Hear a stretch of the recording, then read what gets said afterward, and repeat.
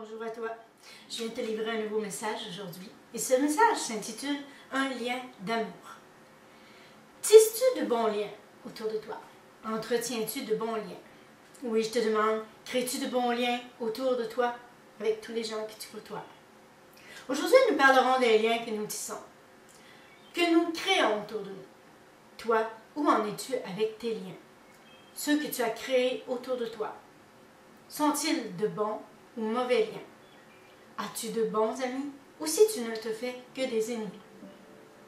Il est écrit dans le verset 1 Pierre 3:8 « Enfin, soyez tous animés de même pensée et de même sentiment, pleins d'amour fraternel, de compassion et d'humilité. » Comment les gens te voient-ils et te reçoivent-ils? Et toi, tu tisses de bons liens? Conserves-tu dans ton cœur l'amour des autres et donnes-tu le maximum pour que les gens gardent un bon souvenir de toi? La vie a fait de toi ce que tu es, et le Seigneur peut faire de toi quelqu'un d'autre. Si tu n'es pas une personne appréciable ni abordable, l'Éternel peut changer cela. Et tu pourras dire toi aussi, « Avant, je n'étais rien, maintenant, je suis quelqu'un en Jésus. » Laisse-toi aimer par Jésus et demande-toi si tu te laisses aimer par les gens et si tu les aimes toi aussi. Est-ce que tu sais créer des liens d'amour? Sais-tu que parfois certaines personnes créent des liens, que parfois ces liens ne sont pas appréciables? Il est écrit dans le verset Jean 15:12. C'est ici mon commandement. Aimez-vous les uns les autres comme je vous ai aimés. Sais-tu que les gens se détournent vite des mauvaises personnes, que d'autres préfèrent se lier d'amitié avec des gens qui sont comme eux? Soit ils sont amoureux et sincères ou malhonnêtes et hypocrites.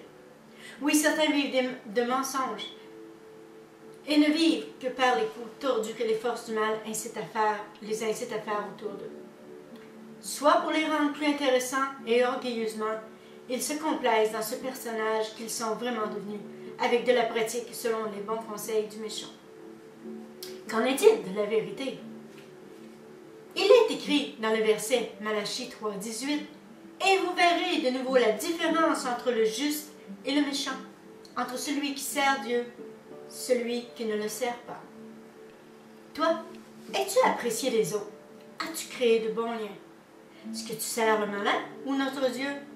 La vie t'influencera toujours et elle l'a fait par le passé, au temps présent et dans le futur. Elle sera toujours là pour t'induire en erreur, t'influencer à suivre le mouvement de la terre et de ceux qui l'habitent. L'Éternel te préfère autrement, lui. Veut suivre le mouvement de son esprit, que tu reçoives les instructions du ciel pour demeurer une bonne personne, que tu te laisses influencer et enseigner par ton Dieu. Oui, que tu reçoives ton pain quotidien, le pain qui vient d'en haut.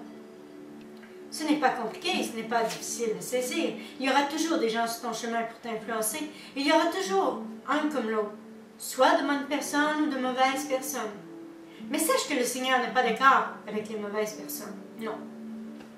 Il est écrit dans le verset 1 Corinthiens 5:13. « Pour ceux du dehors, Dieu les juge, ôtez le méchant du milieu de vous. » Lesquels écouteras-tu? Lesquels t'influencent? Lesquels suivras-tu? Ton Dieu ne demande que te montrer la voie à suivre. Quel genre de personnes tu dois suivre et lesquelles ne pas suivre? Il est écrit dans le verset 2 Corinthiens 6:17. « C'est pourquoi, sortez du milieu d'eux, séparez-vous, dit le Seigneur. Ne touchez pas à ce qui est impur, et je vous accueillerai. » Certains diront, « Il ne faut pas exagérer. Le monde, c'est le monde, il n'y a pas que du mauvais monde. » C'est vrai. Mais est-ce que ces gens se reconnaissent comme du bon monde ou du mauvais monde?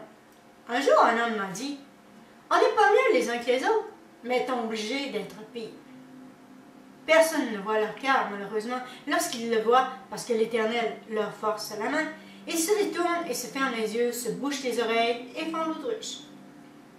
Il est préférable, comme disent certains, de ne pas savoir, de ne pas voir, car ceci met des barrières à leur style de vie et les empêche de vivre leur vie, comme disent si bien les gens. Pourquoi s'en faire une montagne? Pourquoi faire comme si c'était mal? Tout le monde le fait, disent certains. Pourquoi pas le faire? Voyons, non. Toute une expression, hein? Et il y a plus de bien que de mal, si on écoute parler les hommes. Le mal est bien, il y a plus de mal que de bien. Plus rien n'est mal, et si on écoute parler les hommes, le mal est bien et le bien est mal. j'aime mieux rectifier. Quelle belle histoire! Personne n'avouera dans un sens que ce qui est mal est mal, parce qu'il ne pourrait plus vivre ainsi, comme il désire.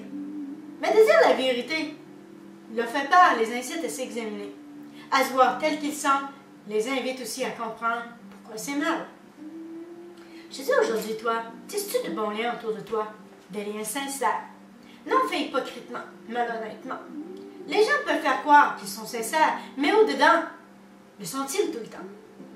Ont-ils des liens d'amour non influencés par la haine, la colère, la vengeance?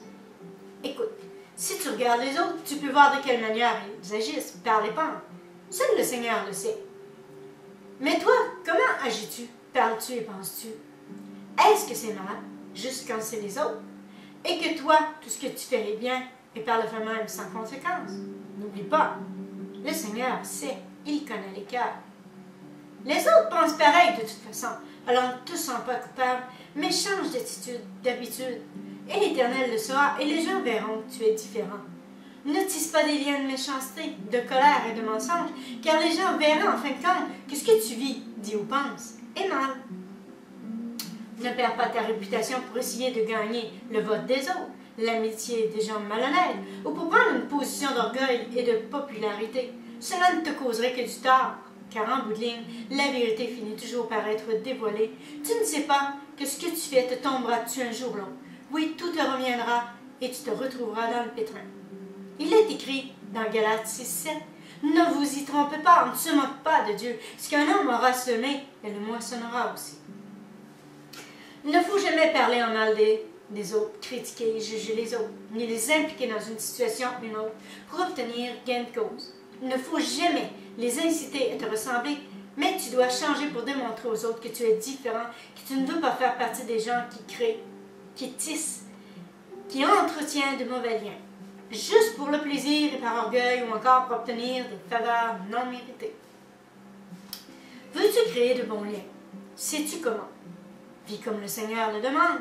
Accepte la vérité dans ton cœur, que tu n'es pas parfait, mais désire le devenir, et l'Éternel t'aidera à devenir saint. Oui, il est écrit dans 1 Pierre 1,15-16, mais puisque celui qui vous a appelé est saint, vous aussi soyez saints dans toute votre conduite, selon ce qu'il est écrit. Vous serez saints, car je suis saint. Oui, voilà ce que l'Éternel dit. Ceci est bien écrit dans la Bible. Bon, tu connais maintenant ce que le Seigneur en pense, mais toi, qu'en penses-tu, dis-moi? Tu peux penser ce que tu veux ou encore que je suis à côté du chemin, à côté de l'attaque, comme on dit des fois. Mais moi, je te dis que l'Éternel peut te montrer que tu es dans l'erreur lorsque tu es dans l'erreur. Si tu utilises de mauvais liens, et moi je te dis que de toute façon, tu le sais si oui ou non, tu entretiens de mauvais liens. Des mauvais liens, excuse-moi. Lorsque tu utilises de mauvais liens avec des personnes qui t'entourent, et cela, quelle qu'elle soit bonne ou mauvaise. Si tu as déjà cette habitude, tu ne changes pas parce que un est là ou que l'autre est là. Tu es comme tu es, et je te dis que le Seigneur t'aime malgré tout. C'est ce que tu fais qu'il n'aime pas. Et toi, aimes-tu les gens pour agir ainsi? Non. Tu l'ignores. Tu ignores que tu perdras leur amitié et leur confiance d'une façon ou d'une autre, d'un instant à l'autre, ou d'un jour à l'autre aussi. Est-ce que ce que je te dis ne te dérange pas? De toute façon, devant moi, cela ne porte pas lourd dans la balance. Mais devant ton Dieu, comment verrait-il cela, dis-moi? Tu ouvres des portes, et les forces du mal entrent par ces portes, si tu agis ainsi, ou si tu réagis ainsi. Ne te demande pas, après, pourquoi tout va mal dans ta vie, ni pourquoi il t'arrive des malheurs. Les forces du mal savent reconnaître ceux qui font partie de leur clan, ceux qui leur obéissent. Et oui. Toi, tu fais partie de quel clan? Es-tu pour Jésus ou pour le malin? Cela t'implique à réfléchir maintenant et à te décider maintenant. Si tu es allé vivre des situations difficiles et si tu n'en peux plus de vivre au milieu d'un monde de mensonges et de haine, la froideur est là. Ce monde se refroidit jour après jour parce qu'il n'y a plus d'amour dans les cœurs. Ouais, il est écrit dans le verset Matthieu 24:12. Parce que l'iniquité sera accrue, la charité de plus grand nombre se refroidira. Pas évident. Toi, as-tu de l'amour dans ton cœur? De l'amour pour les gens qui sont autour de toi? Est-ce que cela compte pour toi, à savoir comment tu les traites, si tu leur mens, si tu crées de mauvais liens? Ne sais-tu pas que cela est important et que si cela compte pour moi, cela compte pour certains. Ah oui, pour eux comme pour moi. Et n'oublie pas qu'on n'a pas une deuxième possibilité de faire une bonne impression. La façon dont tu agis, dont tu traites les autres, dont tu penses et les liens que tu crées te suivront toute ta vie. Peux-tu y réfléchir? Oui, je te demande, veux-tu y réfléchir? Car il y aura un temps où tu devras rendre des comptes de la façon dont tu agis, parles et réagis selon ce que l'Éternel t'a ordonné et que tu n'auras pas tenu compte de ses avertissements, de ses enseignements et de tes agissements envers lui et les autres, même pour toi.